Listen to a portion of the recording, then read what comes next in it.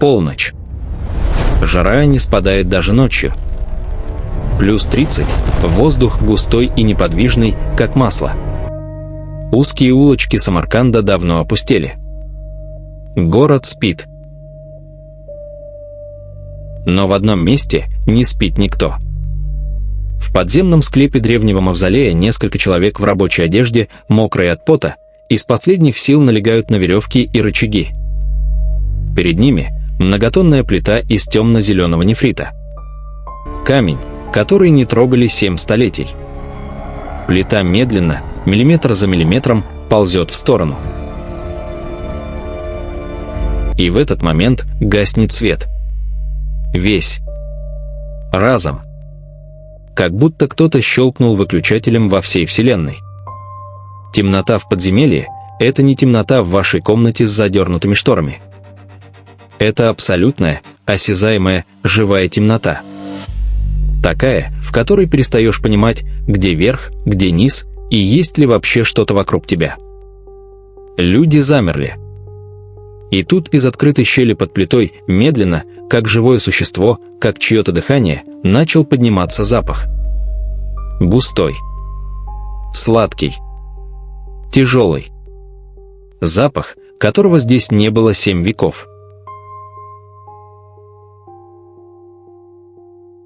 Через 36 часов фашистская Германия без единого предупреждения нападет на Советский Союз. 3 миллиона солдат пересекут границу на рассвете. Начнется самая кровопролитная война в истории человечества. Случайность. Совпадение. Или в ту ночь в подземном склепе Самарканда кто-то действительно потревожил то, что не следовало трогать. Вы на канале «За пределами известного», где мы занимаемся историческими расследованиями. Не мистикой, историей. Не легендами, документами, фактами, свидетельскими показаниями. И сегодня мы разберем эту историю так, как ее никто не разбирал. Слой за слоем. Факт за фактом. Потому что правда здесь, она намного интереснее любой выдумки. Давайте я сразу скажу вам то, о чем обычно умалчивают. Это была не просто археологическая экспедиция. Но чтобы понять, почему, нам нужно сначала понять, где и когда это происходило. Потому что контекст здесь решает все. Июнь 1941 года. Европа – это уже не Европа в привычном смысле слова. Это руины. Это пепел. Это карта, которую Гитлер перекраивает в режиме реального времени. Франция пала. За 40 дней. 40 дней, и великая держава, которая остановила Германию в Первой мировой, лежит на коленях. Французские генералы, которые 20 лет хвастались линией Мажино, несокрушимой, неприступной, вечной, эти же генералы подписывают капитуляцию в том самом железнодорожном вагоне, где немцы подписывали свое поражение в 1918-м. Гитлер специально привез его из музея. Унижение было запланировано до мелочей. Бельгия пала. Нидерланды пали. Дания пала за один день. Норвегия сопротивлялась чуть дольше, но итог тот же. Югославия – 11 дней. Греция – 17. Черчилль выступает по радио и говорит то, что думают все, но боятся произнести вслух. Британия стоит одна. Одна против всей Европы, уже захваченной или сломленной.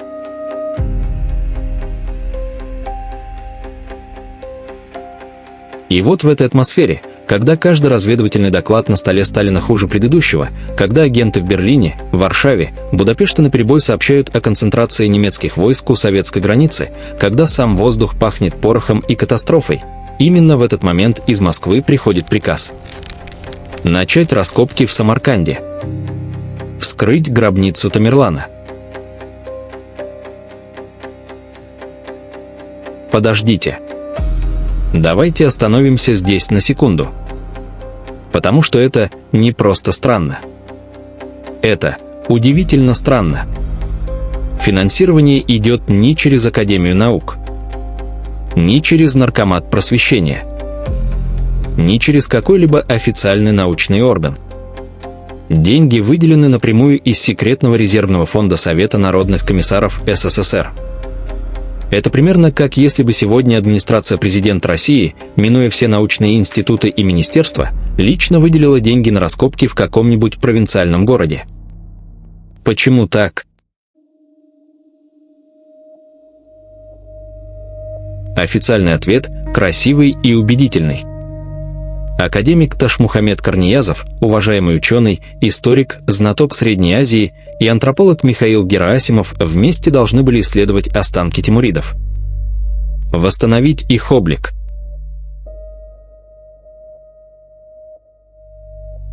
Это наука. Это просвещение. Советский Союз показывает миру, что умеет ценить и изучать наследие всех народов, которые в него входят. Звучит прекрасно. Но историки, которые изучали эту экспедицию, а их было немало, задают один вопрос, на который нет удовлетворительного ответа. Почему именно сейчас? Гробница Тамерлана никуда не собиралась уходить. Она стояла в Самарканде 600 лет. Она простояла бы еще 600. Что было такого особенного в июне 41-го, что заставило Кремль форсировать события? Есть несколько версий. И я расскажу вам о каждой. Версия первая – политическая. Сталин в этот период активно работал над образом СССР как наследника великих цивилизаций Востока. Тамерлан был символом мощи, непобедимости, имперского величия. Возможно, вождь хотел использовать этот символ для укрепления лояльности мусульманского населения республик Узбекистана, Таджикистана, Туркменистана. Миллионы людей, чья преданность новой власти еще не была абсолютной. Версия вторая – личная. Сталин был человеком с глубоким, почти болезненным интересом к истории. Он читал запоем. Он знал наизусть биографии десятков исторических деятелей. И Тамерлан – завоеватель, который из ничего создал величайшую империю своего времени, который никогда не знал поражений, этот человек, по мнению ряда историков, был для Сталина чем-то вроде зеркала. Версия третья, и вот здесь начинается самое интересное. Некоторые исследователи полагают, что Сталин знал нечто, чего не знали другие. Что в архивах НКВД хранились старые документы, донесения имперских разведчиков, записи дореволюционных исследователей с упоминанием проклятия, начертанного на гробнице. И что вождь, возможно, хотел проверить. Правда ли это? Или просто суеверие? Доказать эту версию невозможно. Опровергнуть тоже. Но вот что я знаю точно. Сталин лично следил за ходом экспедиции. Докладные записки шли в Москву регулярно. И когда все было завершено, он был немедленно информирован о результатах. Зачем? Ответ в том, что произошло дальше. Прежде чем мы войдем в склеп вместе с советскими учеными, я должен рассказать вам кое-что о человеке, который там лежал. Потому что без этого вы не поймете, почему трое стариков из Чайханы были готовы на все, чтобы остановить вскрытие. Почему местные жители шептались и прятались по домам. Почему само имя, высеченное на надгробной плите, заставляло людей непроизвольно понижать голос. Тимур. В истории он вошел под именем Тамерлан, европейское искажение персидского Тимур-Эланг. Тимур хромой. Железный хромец. Родился в 1336 году в небольшом городе Кеш, в нескольких часах езды от Самарканда. Отец – мелкий землевладелец из тюрко-монгольского племени Барлас. Ни царь, ни принц, никто. Через 50 лет этот человек будет властелином территории, равной по площади половине современной Европы. Как? Ответ прост и ужасен одновременно. Он был лучшим военным стратегом своего времени. Возможно, всех времен. Армия Тамерлана брала неприступные крепости. Она побеждала противников, превосходящих ее численно в несколько раз. Она прошла от Самарканда до Дели, от Москвы до Каира, и везде оставляла за собой одно и то же. Тамерлан буквально строил башни из черепов побежденных врагов. Это была его подпись. Его послание всем, кто осмелится сопротивляться. Багдад. Древний, прекрасный Багдад – центр исламской культуры, город ученых и поэтов, один из величайших городов средневекового мира. В 1401 году Тамерлан взял его и уничтожил так, что восстанавливать пришлось полвека. Дели. В 1398 году его войска вошли в столицу Индии. Когда они ушли, город был мертв. Историки пишут, что уцелевшие жители, вернувшись, не могли найти ни еды, ни воды, ни живого человека, только трупы и пепел. Делийский султанат так и не оправился от этого удара. Дамаск. Анкара. Алеппо. Тбилиси. Исфахан. Список городов, которые он покорил или уничтожил, занял бы несколько страниц. И при этом, и вот здесь история становится по-настоящему сложной, при этом он был покровителем искусств. Его Самарканд был одним из красивейших городов мира. Он собирал при дворе ученых, поэтов, архитекторов, математиков. Он строил мечети, которые и сегодня считаются шедеврами мировой архитектуры. Как можно быть одновременно созидателем и разрушителем такого масштаба? Это один из главных вопросов, которые задавали себе историки 6 веков. И который, возможно, не имеет простого ответа. Но вот что важно для нашей истории. Тамерлан умер в 1405 году в походе на Китай. Ему было почти 70 лет. По меркам того времени глубокий старик. Но он шел воевать, потому что не умел иначе. Его тело привезли в Самарканд и похоронили в мавзолее Гурмир, гробнице эмира, который он сам начал строить для своего любимого внука, но который в итоге стал его собственной усыпальницей. И на гробнице была высечена надпись. Вернее, несколько надписей. Одна из них говорила о том, кто здесь лежит. Другая – о его деяниях. А третья была предупреждением. 19 июня 1941 года. Вечер. Маалик Каюмов, молодой оператор экспедиции, 20 с небольшим лет, советский человек до мозга костей, сидит у чайханы неподалеку от мавзолея. Он пьет чай. Думает о завтрашней съемке. Завтра главный день. Завтра вскрывают гробницу. К нему подходят 3.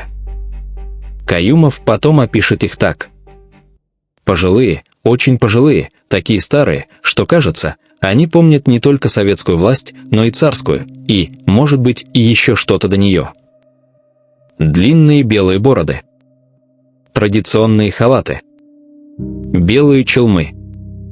Лица, в каждой морщине которых прожитая жизнь. Аксакалы. В Средней Азии это слово не просто означает старейшина. Это авторитет, освященный временем и уважением целого общества. Слово «аксакала» — это не просьба. Это почти закон. Они молча сели рядом с Каюмовым. Один из них достал свиток. Пожелтевший, с обтрепанными краями, такой старый, что казалось, он рассыплется, если его развернуть слишком резко. Исписанный мелкой вязью на фарси. Старик развернул его осторожно, как разворачивают что-то живое. И прочитал вслух. Каюмов знал несколько слов по-узбекски, но фарси нет. Один из стариков перевел. Медленно, тщательно подбирая русские слова. «Кто нарушит мой покой в этой жизни или в следующей, тот падет жертвой страданий и погибнет. А мир содрогнется от страшной войны». Тишина. Чайхана шумела вокруг них, звенели пиалы, переговаривались люди, смеялся кто-то в дальнем углу. Обычная вечерняя жизнь. Но в этом маленьком пространстве между четырьмя людьми вдруг стало очень тихо. Каюмов скажет потом, в интервью, которое он даст спустя десятилетия, уже старым человеком: «Мне стало не по себе. Не потому, что я верил в проклятие. Я не верил. Я был комсомольцем, материалистом. Но что-то внутри, глубоко, говорило мне: остановись. Подожди. Не делай этого». Он не остановился. Потому что он был советским человеком. Потому что приказ есть приказ. Потому что за невыполнение приказа в 1941 году последствия были хорошо известны. На следующее утро Каюмов рассказал о визите стариков руководству экспедиции. Реакция была предсказуемой. «Местные легенды», — сказал один из ученых, даже не подняв взгляда от бумаг. «Религиозные суеверия. Работы продолжаются по плану». Но вот что интересно. Похожие истории случались и в других местах. Давайте на секунду отвлечемся, потому что это важно для понимания того, что произошло потом. 1922 год. Египет. Говард Картер вскрывает гробницу Тутанхамона. Местные рабочие отказываются входить в гробницу. Они говорят: «Там проклятие». Надпись на входе: «Смерть придет на крыльях к тем, кто потревожит покой фараона». Картер объявляет это суеверием. Работы продолжаются. В течение следующих нескольких лет умирают несколько человек, причастных к вскрытию. Лорд Карнарвон, главный спонсор экспедиции, умирает через несколько месяцев. Официальная причина – заражение крови от укуса насекомого.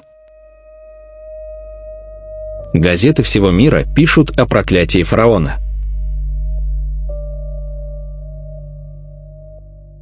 1974 год. Китай. Крестьянин случайно обнаруживает терракотовую армию императора Цинь Шихуанди. Местные жители немедленно говорят: «Это нельзя трогать. Это охрана мертвого императора, самого жестокого тирана в истории Китая. Он убил всех, кто строил его гробницу, чтобы никто не знал ее тайн». И его дух не успокоился. Совпадение. И вот здесь я хочу предложить вам нестандартную мысль. Возможно, древние народы, которые жили рядом со своими святынями веками, знали что-то конкретное. Не мистическое, конкретное. Знали, что тревожить некоторые захоронения опасно. Физически опасно. По причинам, которые они не могли объяснить научным языком, но которые вполне реальны. Закрытые гробницы. Герметичные пространства. Тысячелетние химические реакции. Бактерии, которые выживают в анаэробных условиях веками. Это отдельная история. И она заслуживает отдельного видео. А пока ночь 20 июня 1941 года. Самарканд. Мавзолей Гуры-Мир. Начинается вскрытие. Давайте остановимся здесь. Потому что прямо сейчас мы стоим на пороге самого главного. Подумайте о том, что мы уже узнали. Мы узнали, что эта экспедиция была не просто наукой, что ее финансировал лично Кремль из секретного фонда в самый страшный момент перед войной. И мы до сих пор не понимаем, почему именно тогда. Мы узнали о 3 стариках у Чайханы. О свитке на фарси. О предупреждении, которое советские ученые отмахнули как местные легенды, и о том, что точно такие же предупреждения звучали перед вскрытием гробницы Тутанхамона и терракотовой армии. Мы спустились вместе с ними в подземный склеп. Мы пережили ту ночь, отключение света, абсолютную темноту, запах, который дышал из щели под нефритовой плитой, не открывавшейся 7 веков. И мы увидели то, что увидел Герасимов на рассвете. Хромого человека под плитой. Но вот в чем дело. Все это только начало. Потому что настоящая загадка не в том, что нашли в гробнице. Настоящая загадка в том, что произошло потом. Через 36 часов после завершения работ началась самая кровопролитная война в истории человечества. А 1,5 года спустя, в разгар этой войны, когда страна стояла на краю гибели, Сталин, железный атеист, человек, расстрелявший тысячи священников, вдруг отдает приказ, который не вписывается ни в одну логику. Он приказывает вернуть Тамерлана в землю. Немедленно. По полному мусульманскому обряду. Со всеми почестями. И буквально в те же дни происходит нечто, что переломит весь ход войны. Второй раз. Те же даты. Другое событие. Почему? Что напугало человека, который не боялся ничего? Что было в тех докладах, которые легли на его стол? И главное, 2 совпадения подряд – это все еще случайность. Или это уже закономерность, у которой нет рационального объяснения? Ответы на эти вопросы во второй части. Там мы разберем по дням и по часам, что происходило между вскрытием гробницы и началом войны. Мы посмотрим на приказ Сталина под микроскопом и попробуем понять, что он на самом деле означал. И мы зададим главный вопрос, на который у науки до сих пор нет ответа. Эта вторая часть уже скоро. Если эта история захватила вас так же, как захватила меня, поставьте лайк. Подпишитесь, чтобы не потерять продолжение. Здесь будут и другие истории о тайнах, которые официальная наука предпочитает обходить стороной. А пока напишите в комментариях, что думаете вы. Совпадение? Или что-то большее? Встретимся во второй части.